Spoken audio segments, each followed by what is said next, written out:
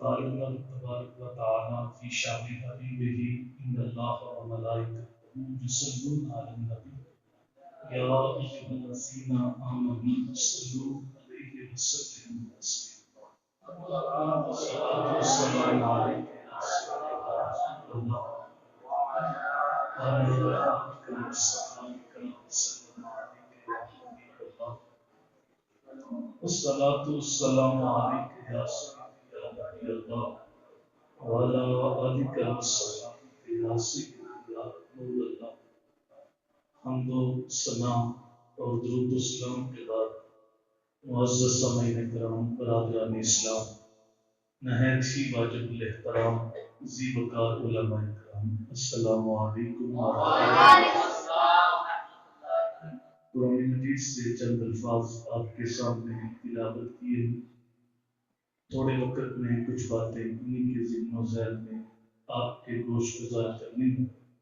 اللہ تعالیٰ کی بارگاہ میں ہمیشہ یہ دعا رہی ہے کہ اللہ تعالیٰ میری زبان پہ سچی بات جاری فرمائے آمین، اور سچ سنا کے مجھے اور آپ کو قابل عمل باتوں پہ عمل کرنے کی توفیق عطا فرمائے۔ جو سمجھدار احباب دور بیٹھے ہیں تھوڑے تھوڑے قریب ہو جائیں، میرے سامنے آ جائیں، آگے ہو جائیں، آگے تشریف لے لیں۔ تھوڑا تھوڑا سمٹ ہے آپ کے آگے تو ساری جگہ سے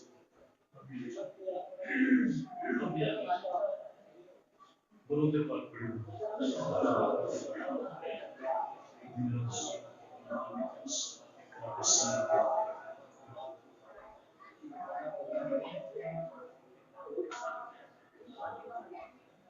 ارشاد ہوا قل هل يستوي الذين يعلمون والذين لا يعلمون۔ حبیب آپ ارشاد فرما دو جاننے والے اور نہ جاننے والے کیا آپس میں برابر ہو سکتے ہیں؟ کچھ وہ جن کو اللہ تعالیٰ نے چراغ علم دیا اور کچھ وہ جو گمراہی کے اندھیرے میں بھٹک رہے ہیں، تو یہ دونوں آپس میں برابر کس طرح ہو سکتے ہیں؟ جس طرح دن اور رات آپس میں برابر ہیں، دھوپ اور چھاؤں آپس میں برابر ہیں، اندھا اور اندھیارا آپس میں برابر ہیں، زندگی اور موت آپس میں برابر ہیں، اس طرح جاننے والے اور نہ جاننے والے بھی آپس میں برابر ہیں۔ دوسرے مقام پہ اللہ تعالیٰ نے اہل علم کی عظمت کو بیان کرتے ہوئے ارشاد فرمایا انما یخشی اللہ من عبادہ العلماء، بے شک اللہ کے بندوں میں سے جو اللہ کی ذات سے ڈرنے والے ہیں وہ لوگ ہیں جن کو علم عطا کیا گیا۔ جتنا علم زیادہ ہوگا اتنا اللہ کا خوف زیادہ، جتنا علم زیادہ ہوگا اتنی اللہ کی خشیت زیادہ ہوگی، جتنا علم زیادہ ہوگا اتنا اللہ تعالیٰ کی معرفت زیادہ ہوگی۔ تو علم قرب خدا بندی کا ذریعہ ہے، علم روشنی ہے، علم شعور ہے، علم نور ہے۔ دین اسلام کا اگر آپ کوئی دوسرا نام پوچھیں تو دین اسلام کا دوسرا نام دین علم ہے۔ کسی دین کو ماننے والے ان کا دین ان کو علم کے بارے اتنی تکلیف نہیں کرتا جتنی تکلیف دین اسلام کا۔ میرے حضور نے یہاں تک فرمایا کہ ماں کی گود سے لے کے قبر کی دیوار تک علم حاصل، علم کی جستجو رکھنا۔ اللہ اکبر۔ مولا کائنات فرماتے ہیں علم مال سے بہتر ہے۔ تو مال کی حفاظت کرتا ہے اور علم تیری حفاظت کرتا ہے۔ مال خرچ کرنے سے کم ہوتا ہے اور علم خرچ کرنے سے بڑھتا ہے۔ مال چوری ہو جاتا ہے، علم چوری نہیں ہوتا۔ فرماتے ہیں کہ اللہ کی تقسیم پہ راضی ہیں، اللہ نے جاہلوں کو مال دیا ہے، ہمیں علم عطا کر۔ میرے حضور مسجد نبوی میں تشریف لائے تو دو گروہوں میں صحابہ بیٹھے ہوئے، ایک ذکر کی مجلس تھی، ایک علم کی مجلس تھی۔ ایک بیٹھ کے استغفار کر رہے تھے، تسبیحات پڑھ رہے تھے، اور دوسرے علم کی تکرار میں مصروف۔ تو میرے حضور نے دونوں کو دیکھا، فرمایا دونوں ہی خیر پر، یہ بھی اچھا عمل کر رہے ہیں، یہ بھی اچھا۔ اور پھر اہل علم کی مجلس کو قیامت تک بلند کرتے ہوئے میرے حضور ان کے درمیان جا بیٹھے اور ساتھ فرمایا انما بعثت معلما، کہ رب نے مجھے معلم بنا کے بھیجا۔ سبحان اللہ۔ اس بات پہ میرے نبی نے فخر کہ اللہ تعالیٰ نے مجھے معلم بنا کے بھیجا۔ جب جنگ بدر ہوئی تو 70 کافر مارے گئے، 70 گرفتار ہوئے۔ تو جو گرفتار ہوئے تھے انہوں نے فدیہ دے کے چھوٹنا تھا، تو جو فدیہ دے کے چھوٹ سکے وہ چھوٹ گئے، اور جو فدیہ ادا نہیں کر سکتے تھے انہیں کہا گیا کہ تم مسلمانوں کے بچوں کو پڑھنا لکھنا سکھا دو، تمہارا فدیہ ادا ہوگا۔ وہاں بھی علم کو ترجیح۔ جب جنگ احد ہوئی 70 صحابہ شہید ہوئے، جب ان کی تدفین کی باری آئی تو میرے حضور نے فرمایا سب سے آگے اس صحابی کو رکھو جس کے سینے میں قرآن کی آیتیں زیادہ ہیں۔ تو وہاں بھی علم کو ترجیح۔ علم ایسی دولت ہے، کسی جانور کے پاس آ جائے اس کو ممتاز کرتا ہے۔ یہ دیہاتوں کے اندر، شہروں کے اندر بھی بعض لوگ کتے پالتے ہیں، کتے رکھتے ہیں، تو دو طرح کے ہوتے ہیں، کچھ شوق کے ساتھ رکھتے ہیں اور کچھ رکھوالی کے لیے رکھتے ہیں۔ تو وہ دونوں کتے اگر کسی جانور پہ حملہ کر دے، اس کو مار دے، تو اس کا مارا ہوا جانور حرام ہوتا ہے۔ اور ایک تیسرا کتا جیسے شکاری کتا ہے، اس کو شکار کا علم سکھایا جاتا ہے، تو وہ اگر حملہ کرتا ہے تو وہ شکار کرتا ہے تو اس کا شکار کیا ہوا حلال ہوتا ہے وہ بھی کتا ہے، وہ بھی کتا، لیکن اس کے پاس علم ہے شکار کا، تو اس کی وجہ سے اس کا شکار کیا جانور حلال ہوتا ہے۔ علم اگر چیونٹی کے پاس آ جائے تو اس کو باقی چیونٹیوں سے ممتاز کرتا ہے۔ قرآن مجید کے اندر سورہ نمل کہتے ہیں چیونٹی، اس کے اندر سلیمان علیہ السلام کا واقعہ تفصیل کے ساتھ پڑھ لو۔ سلیمان علیہ السلام جا رہے تھے تو چیونٹی اپنی جوڑیوں سے کہتی ہے کہ جلدی جلدی بلوں میں داخل ہو جاؤ، کہیں اللہ کے نبی کا لشکر لا علمی میں تمہیں کچلنا۔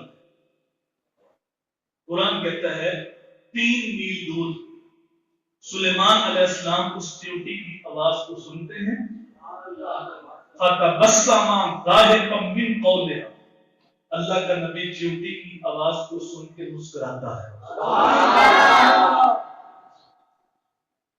یہ لوگ جو نبی کو اپنے اوپر قیاس کرتے ہیں، جب اپنے آپ کو نبی پہ قیاس کرتے ہیں تو سخت خسارے میں۔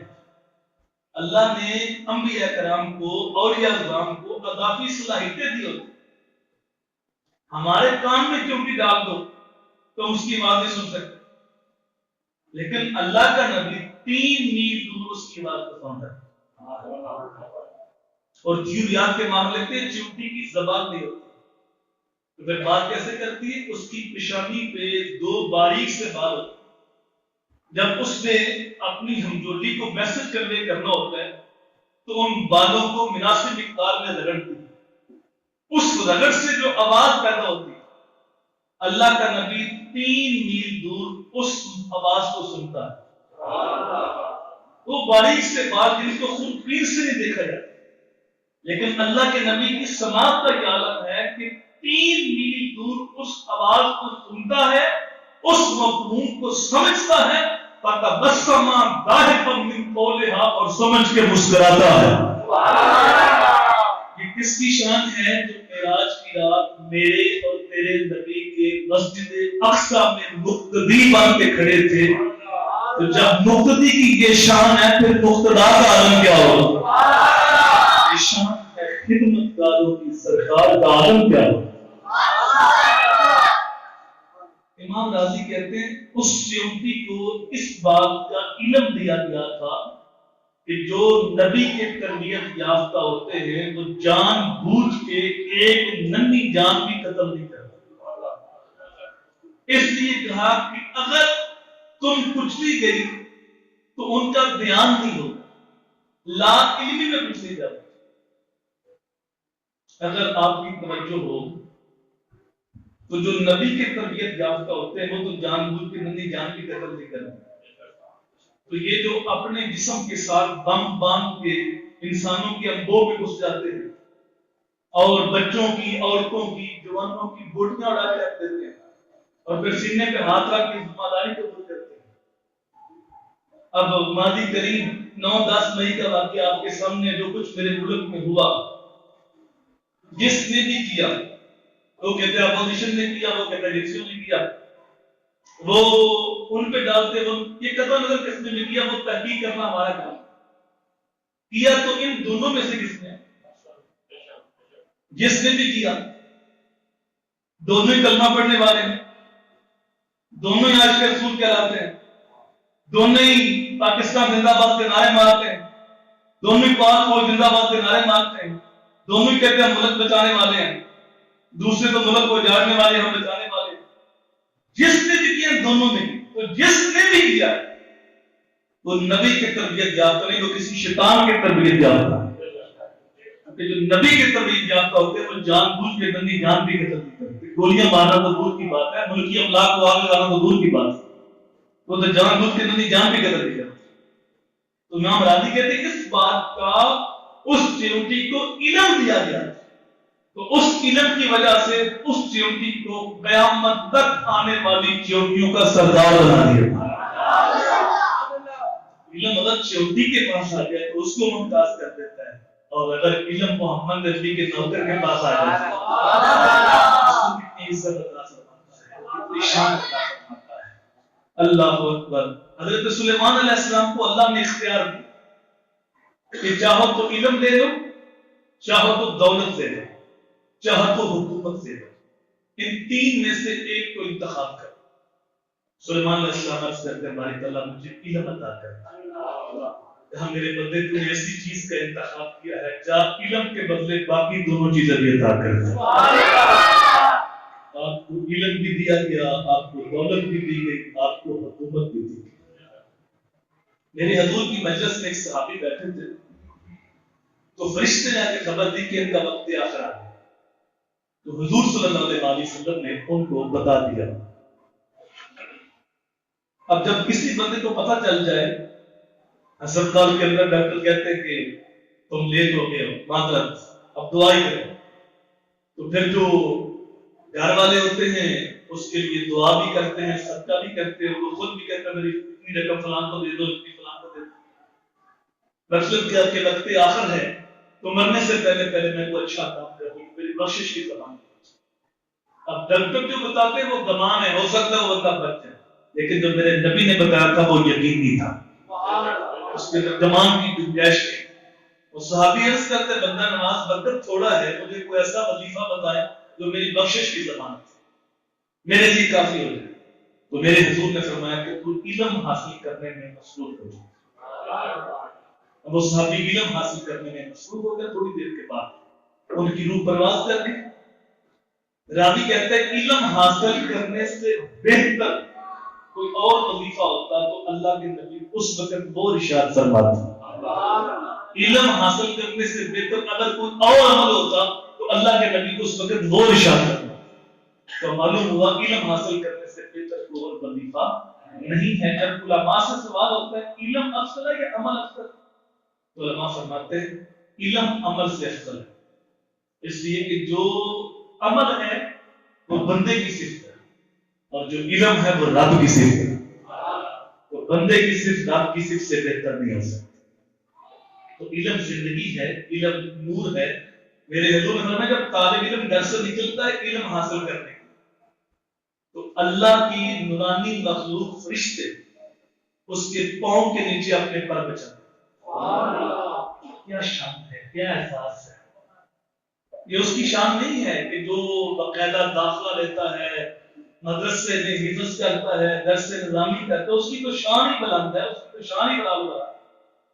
اگر آپ اس نیت کے ساتھ آئیں کہ درس قرآن ہے تو ہم جا کے علم حاصل کریں، اور میں سمجھتا ہوں جو مبلغ دعوت المصطفیٰ کو سننے کے لیے آتا ہے اس کی اور آرزو ہوتی کیا کرتی ہے؟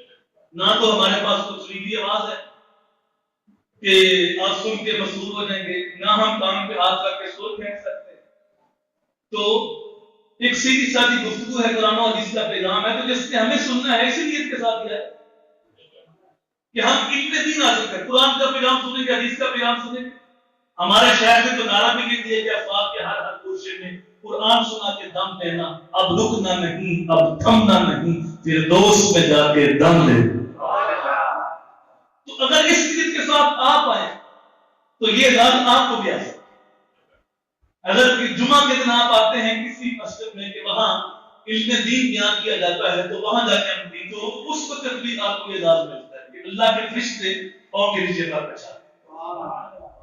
جب بھی کسی دینی مجلس میں جاؤ تو سوچو کہ وہاں علم کی باتیں ہوں تو اس کو اختیار کرو، اور یہ نیت کر لو کہ میں علم دین سیکھنے جا رہا ہوں، ورنہ اپنا وقت نہ ضائع کیا، وقت بڑا کیا، جو ایک بار گزر گیا دوبارہ نہیں آتا۔ اللہ اکبر۔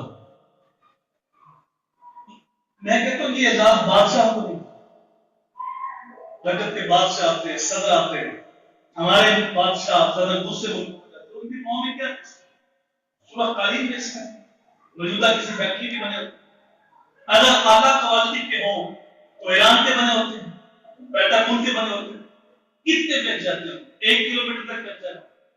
لیکن طالب علم کا یہ اعزاز ہے کہ جو کراچی سے خیبر تک علم حاصل کرے، پورے رستے میں اللہ کی نوامی مخلوق فرشتے اپنے پر بچھا رہے ہوتے ہیں۔ میرے حضور نے فرمایا جو علم دین حاصل کرتا ہے اس نیت کے ساتھ کہ میں دین سیکھ کے علم کو زندہ کروں، نیت یہ نہیں کہ علم حاصل کر کے میں جہلوں سے باز کروں، یہ نہیں کہ علم حاصل کر کے میں دولت کماؤں گا، علم حاصل کر کے مناظر کروں گا، لوگوں میں نمایاں ہوں گا، مقصد احیاء دین۔ اس نیت کے ساتھ جو علم دین حاصل کرتا ہے، علم سیکھتا سیکھتا اس کو موت آتی ہے، ابھی عالم نہیں بنا رستے میں، تو قیامت کو جب اٹھے گا اس کے اور نبیوں کے درمیان صرف ایک درجے کا فرق ہوگا، صرف نبوت کا فرق ہوگا۔ یہ وہ ہے جو بھی منزل تک نہیں ہوگا، اور جو منزل تک پہنچ کے عالم بن گیا اس کے بارے کیا فرما رہے ہیں؟ من صافہ عالما فکأنما صافہ، من زار عالما فکأنما زار، من جالس عالما فکأنما جالس۔ جس نے کسی باعمل عالم دین کے چہرے کی زیارت کی وہ ایسے ہے جیسے نے محمد کے چہرے کی زیارت کی، جس نے اس کے ساتھ مصافحہ کیا وہ ایسے ہے جیسے میرے ساتھ مصافحہ کیا، اس کی صحبت میں بیٹھا وہ ایسے ہے جیسے میرے پاس بیٹھا، اور جو دنیا میں میرے پاس بیٹھا ہے کل قیامت کے دن بھی میرے پاس ہی ہوگا۔ سلطان محمود غزنوی کو اس حدیث کی صرف شک تھا، العلماء ورثۃ الانبیاء، علماء نبیوں کے وارث۔ وہ کہتا تھا کہ یہ علماء نے اپنی فضیلت کے لیے خود ہی حدیث بیٹھ دی، چٹائیوں پہ بیٹھ کے پڑھنے پڑھانے والے نبیوں کے وارث کس طرح ہوتے؟ دوسرا اسے اپنے نسب کے بارے میں کہ میرا باپ خود کو دین جانو ہوا، اور تیسرا قیامت کے بارے شک تھا، قیامت پتہ نہیں آئے گی یا کہ نہیں آئے گی۔ یہ تین شک ہر وقت اس کے دل میں گردش کرتے رہتے۔ ایک دن سلطان نکلا رات کے وقت سیر کرتے، خادم نے گھوڑے کی لگام میں تھام لی، سونے کا شمعدان پکڑ لیا اور آگے آگے روشنی کرتا ہوا جا رہا۔ سلطان نے ایک منظر دیکھا کہ ایک مدرسہ ہے جس کی چھوٹی چھوٹی چار دیواری ہے، لیکن مدرسے کی لالٹین میں تیل نہیں۔ وہاں سے طالب علم نکل کر اس کے ہاتھ میں کتاب ہے، اس رات کی ہندو بنی کی دکان ہے، وہاں لیمپ جل رہا ہے، تو اس کی روشنی میں آگے سبق دے، واپس جا کے یاد کرتا ہے، پھر بھول کر پھر آگے دے۔ سلطان نے پہلی مرتبہ یہ طرف دیکھی تھی علم دین کی، اسے کیا پتا عالم دین کیسے تیار ہوتا ہے، وہ تخت پہ بیٹھنے والا تو پھولوں کی سیل پہ سونے والا، اسے کیا پتا علم کیسے حاصل ہوتا ہے۔ جب اس نے طرف دیکھی تو اس کا دل بسی قریب آیا، اس نے سونے کا شمع اس طالب علم کو دیا، بیٹا اس کو مدرسے میں رکھ لو اور اس کی روشنی میں سب کو دیکھ لیا۔ طالب علم خوش ہو کر کہتا ہے جزاک اللہ تعالی، اللہ تمہیں جزا عطا فرمائے۔ طالب علم خوش ہوا، ادھر اللہ کے رسول بھی خوش ہوا۔ سلطان سویا بخت بیدار ہوئے، آمنہ کے لال کی زیارت نصیب ہوئی۔ یہ حدیث بخاری شریف کے اندر بھی ہے، مسلم شریف کے اندر بھی۔ میرے حضور نے فرمایا من رآنی فی المنام فقد رآنی، جس نے مجھے خواب میں دیکھا اس نے مجھے ہی دیکھا۔ فلا یتمثل شیطان، شیطان کے اندر ہمت ہی نہیں ہوتی کسی کے خواب میں ہے میری بھی تو ہونے کا دعویٰ کرے۔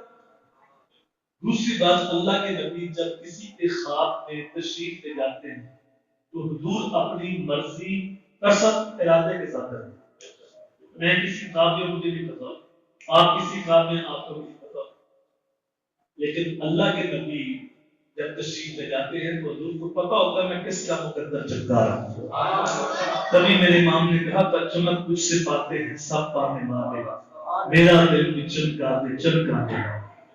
اللہ اکبر۔ تیسری بات، اللہ کے نبی اگر کوئی چیز کسی کو خواب میں عطا کر دے تو یہ بعض خواب نہیں ہوتا بلکہ حقیقت ہوتی ہے۔ میں کوئی چیز خواب میں دوں یا دو تو بعض خواب، آپ نے کسی شخص سے قرضہ لینا ہو اور وہ خواب کی طرح کے پیسے دے جائے تو کیا صبح کھاتے سے نام کاٹ دو؟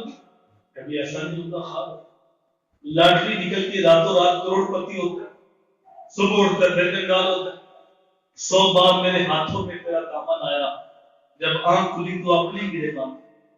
خواب ماس خواب ہوتا، لیکن اگر اللہ کے نبی کو عطا کرے تو یہ ماس خواب نہیں ہوتا بلکہ حقیقت ہوتی ہے۔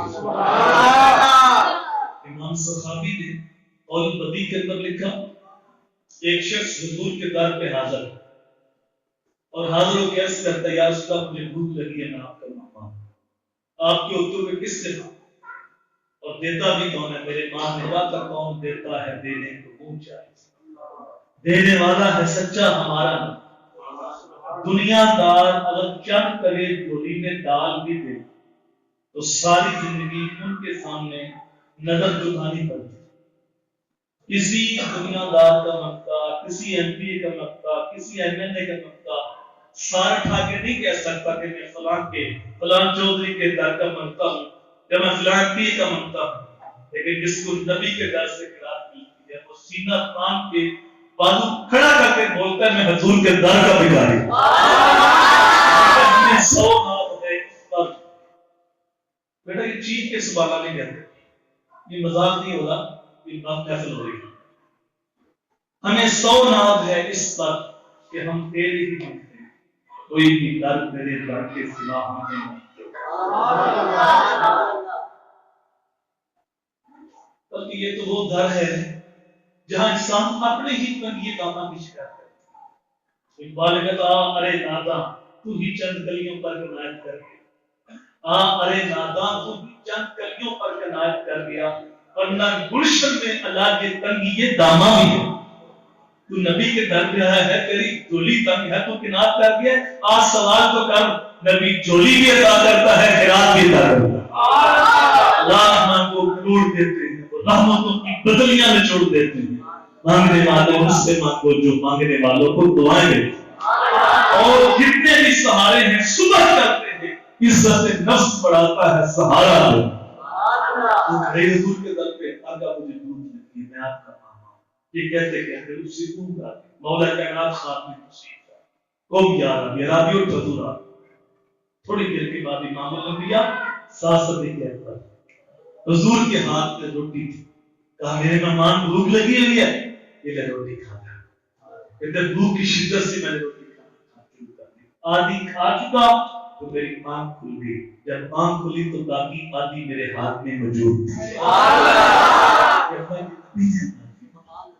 چوتھی زمین میں بات کہ اللہ کے نبی پاک کرے تو حقیقت ہوتی ہے، اور پانچویں میرے حضور نے فرمایا رآنی فی المنام فقد رآنی یقظہ، حدیث بخاری میں جس نے مجھے خواب میں دیکھا وہ ان قریب جاگتے بھی دیکھ لے گا۔ علماء فرماتے ہیں ساری زندگی اس کی آرزو پوری نہ بھی ہوئی تو جب مرے گا تو روح محبوب سامنے ہوگا۔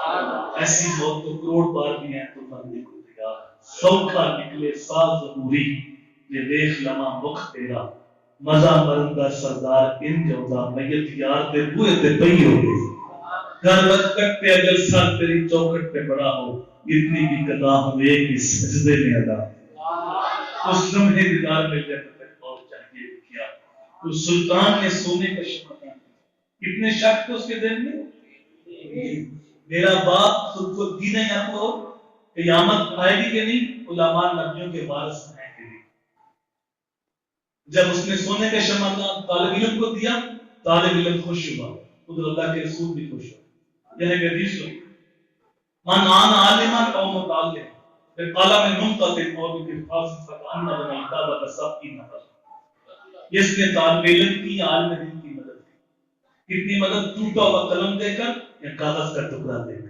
وہ ایسے ہے جیسے اس نے اللہ کے گھر خانے کعبے کو 70 بار تعمیر کرایا سلطان نے سونے کا شمع دے دیا سلطان سویا بخت پہ ڈال دے میرے حضور خواب میں آ کے ایک جملہ کیا فرماتے ہیں اے سلطان دین کے بیٹے محمود آج تو نے میرے ایک وارث کی مدد کی ہے کل قیامت کے دن میں تیری شفاعت کروں گا ایک جملے میں 3 شک بھی دور کر دیے اور چوتھی جنت کی بشارت بھی عطا فرمائی اللہ تعالیٰ نے ان لوگوں کو یہ اس سے عطا فرمائی ہے قیامت کے دن 3 لوگ شفاعت کریں گے میرے حضور میں 3 گروہ شفاعت ایک انبیاء کرام دوسرے شہداء اور تیسرے علماء تو اپنے بچوں کو حافظ قرآن بنائیں عالم دین بنائیں اگر اللہ تعالیٰ نے آپ کو 3-4 اولاد دیے تو ان میں سے ایک تو وقف کرے چاہے بیٹا چاہے بیٹی حافظ قرآن کی عظمت اور شان کیا ہے میرے حضور میں 10 ایسے بندے اپنے خاندان کے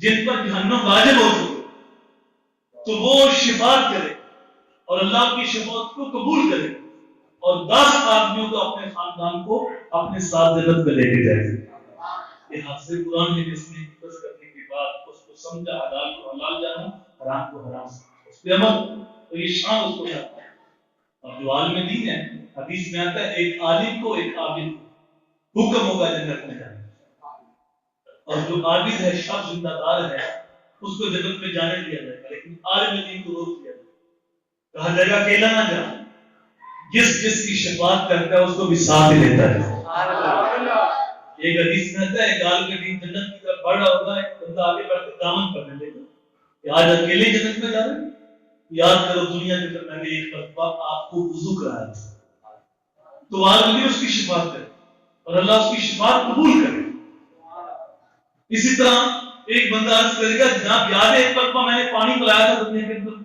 آج بھول گیا اکیلے جنت میں جا رہا تو عالم دین وہیں کھڑے کرے اس کی شفاعت کرے گا اور اس گناہگار کو بھی ساتھ جنت میں لے کے جائے گا اچھے برے لوگ ہر طبقے کے اندر بہت سارے لوگ ایسے ہیں کہ لوگ کہتے ہیں کہ یہ دیکھو یہ علماء ہے بھائی ہر طبقے کے اندر اچھے لوگ اگر تمہیں ایسے لوگ نظر آتے ہیں جو چائے کی پیالی کا دین بیچتے ہیں تو ایسے بھی تو ہیں جو تخت شاہی پر ٹھوکر بھی نہیں مارتے خیار امت یا علماء شرار امت یا علماء میرے حضور نے فرمایا میری امت کا سب سے بدترین طبقہ بھی علماء ہے اور سب سے اچھا طبقہ بھی علماء تو جب ہمیں پتا ہے کہ برفی کس کو دام سے اچھی ملتی ہمیں پتا ہے کپڑا کس کو دام سے اچھا ملتا ہوتا یہ ہے کہ ایک کسی عالم سے ہم جسے جاتے ہیں تو پھر سب کو چھوڑ کے سارے ایسے ہوتے ہیں سامنے سے باتیں ہو جاتی ہیں بھائی یہ کیا ہوتا آپ ایک دکان سے کپڑا خریدتے اچھا نہیں ملتا پھر دوسرے کے بات کرتے ہیں کبھی کہا کپڑے پہنتے تھے سارے چور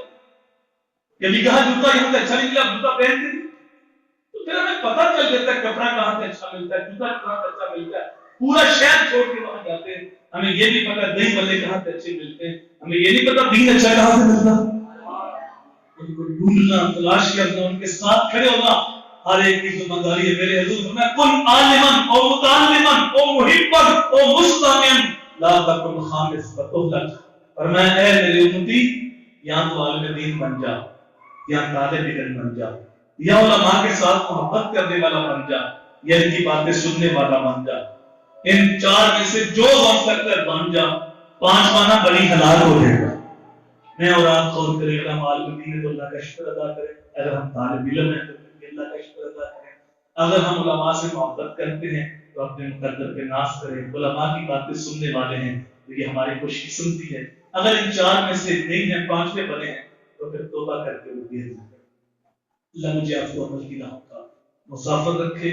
ہر مہینے 10 سے حدیث ہوتا ہے شاندار حال میں انشاءاللہ تعالیٰ 21 تاریخ کو 30 کو تعالیٰ مغرب سے شام آپ تشریف لائیں. میری آنکھیں آپ کے لیے فرش راہ ہوں گی. اللہ مجھے آپ کو عمل کی راہوں کا مسافر. اللهم صل على حبيبي سيدي محمد وآله وسلم. ربنا آتنا في الدنيا حسنة وفي الآخرة حسنة وقنا عذاب النار. اے اللہ ہمارے ماں باپ کی، ہمارے اساتذہ کی، حضور کی ساری امت کی بات جینا شان سے رکھنا ہے. صلی اللہ علیہ وسلم.